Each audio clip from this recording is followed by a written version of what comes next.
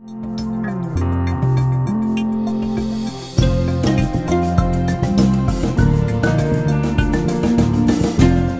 like to introduce Ben Boychuk, who is the managing editor of American Greatness, a right-leaning journal founded last year during the heat of the presidential campaign. You can find it online at www.amgreatness.com. Ben is a regular columnist with the Sacramento Bee and a contributing editor to City Journal. For more than 20 years, he has worked in journalism and at think tanks, including the Center for the Study of Popular Culture, the Claremont Institute, the Heartland Institute, and the Manhattan Institute for Policy Research. His work has appeared in many newspapers around the country, including the New York Post, the Chicago Tribune, and the Los Angeles Times. Please welcome Ben Boychuk. Well, hello. Thank you for having me. I knew this panel was going to be basically a continuation of the previous panel. Anytime you talk about regulation in California, what you're really talking about is it's the environmental rules that we've had on the books since the early 1970s. But if you would indulge me very quickly, I just wanted to say a couple more words about American Greatness because you may not have heard of us, some of you may have, but you may not have heard of us before this morning. We just celebrated our first anniversary on July 14th. We're growing like crazy, which is sort of hard for me to believe since there's really only 3 of us running the thing. But again, if you haven't heard of us until just now, that's okay. Some newspaper in New York ran a story about us a couple of weeks ago, the New York Times, I think. And the idea really, what we're trying to do is really sort of become the new voice of the conservative movement. So we have pretty modest goals. If you wouldn't mind, the only thing I would ask you to do, and if you want to pull out your smartphones now and look us up, I won't be offended. Just check us out, bookmark us, amgreatness.com. I hope you enjoy what you see and read, and we would appreciate your feedback. So I'm going to talk a little bit about housing, which again, you can't talk about housing in this state without talking about extensive environmental regulations and other regs.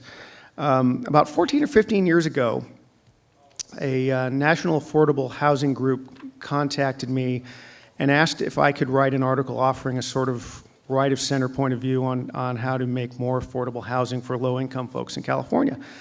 And at the time, I really didn't know much about the topic, but a gig is a gig, and I said, okay. So I did my research. I sent in about 2,000 words on how land use rules, regulations, zoning, environmental mandates, which have only gotten worse under AB 32, various permitting requirements, all drive up the cost of housing in California. So I sent this piece in. A few days passed, then a week.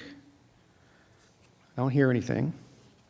Finally, I sent a follow-up email asking about the status of the piece, which came as a sort of deflating, kind of cryptic reply. This isn't quite what we're looking for.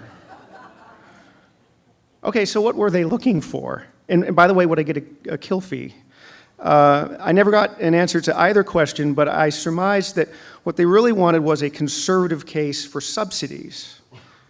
They wanted, really a conservative case, it didn't really matter what they wanted. They wanted a conservative sort of imprimatur on a left-wing premise.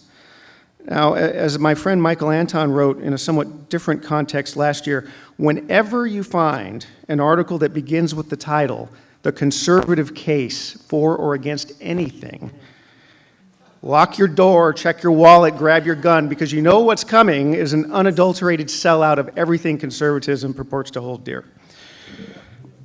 So listen, we all know regulation touches just about every aspect of our daily lives in this state, right?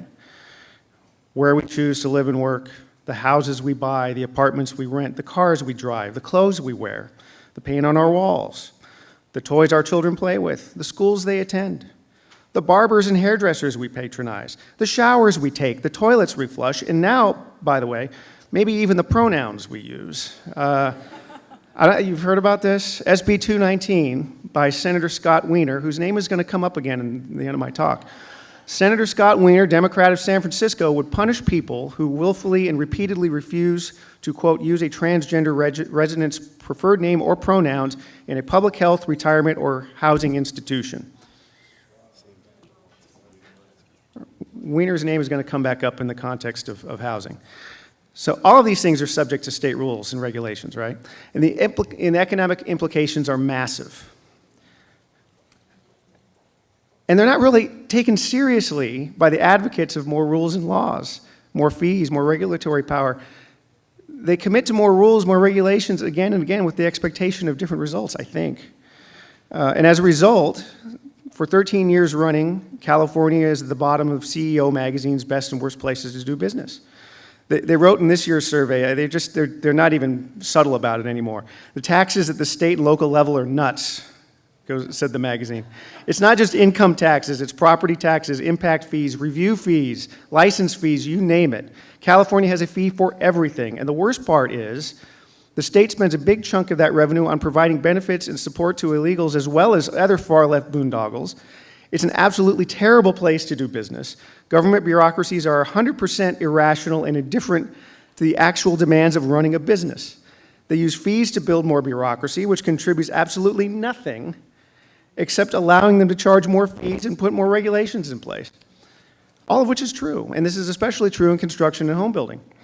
Now, affordable housing is all the rage in Sacramento right now, and in San Francisco, and in Los Angeles. But the solutions, if you can call them that, all they've done is impose mandates and drive up costs elsewhere.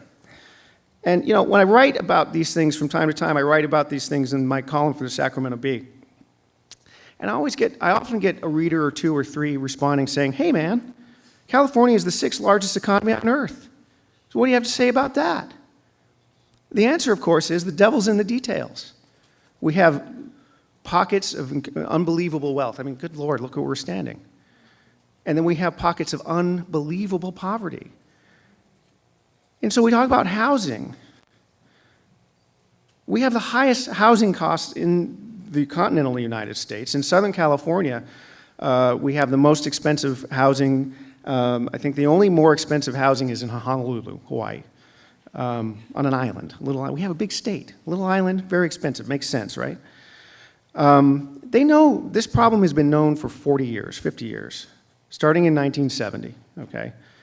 The Legislative Analyst's Office, 2 years ago, said that we would need to build, to keep up with demand, we would need 100,000 additional units on top of the 140,000 units that we build every year, okay? In 2009, after the bubble burst, they were reporting that the Department of Housing and Community Development showed that we had a housing deficit of more than 210,000 units. So we've known about this for a long, long time. It's hard to buy a house now. And it's going to get harder, and it's going to get harder for our kids, my kids, your grandkids, your kids, your grandkids, my kids.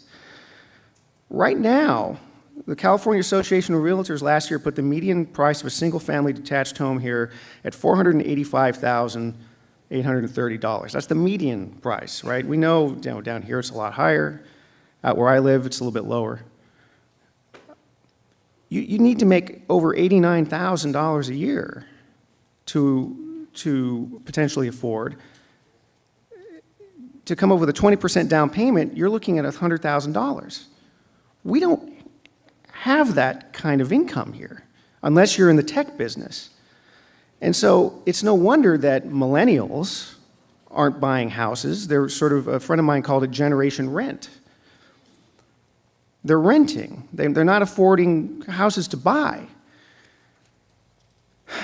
I'm gonna cut it a little bit short just because I want to be able to take questions, but I think what we're seeing is, with housing is essentially a supply and demand problem. The supply and demand being the one law that cannot be repealed and that legislators amend at their peril. Demand is high, supply simply isn't meeting demand. And so I wanted to go back and mention Scott Wiener again.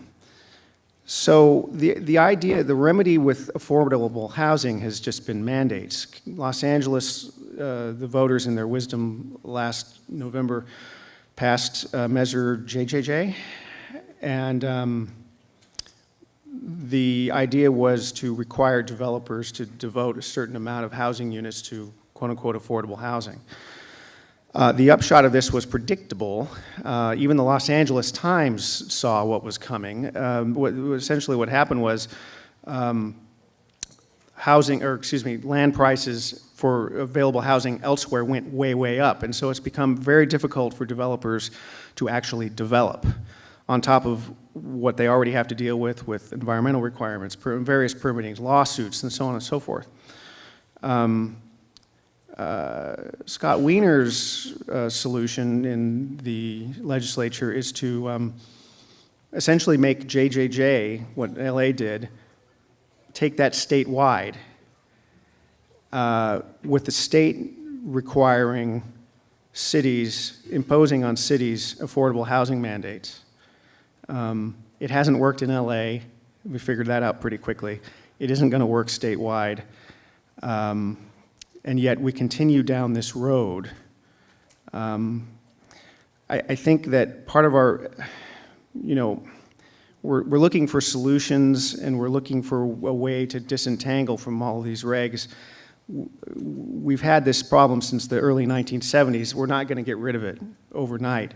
I'm not sure it's going to be done in my lifetime, but I do know, I think about my kids, and I do know that we're going to have to keep up this fight. We're going to have to keep fighting these ridiculous mandates so that my kids, your grandkids can actually afford to live in this great state. And, we may not live to see it, but the fight is worth having. Thanks.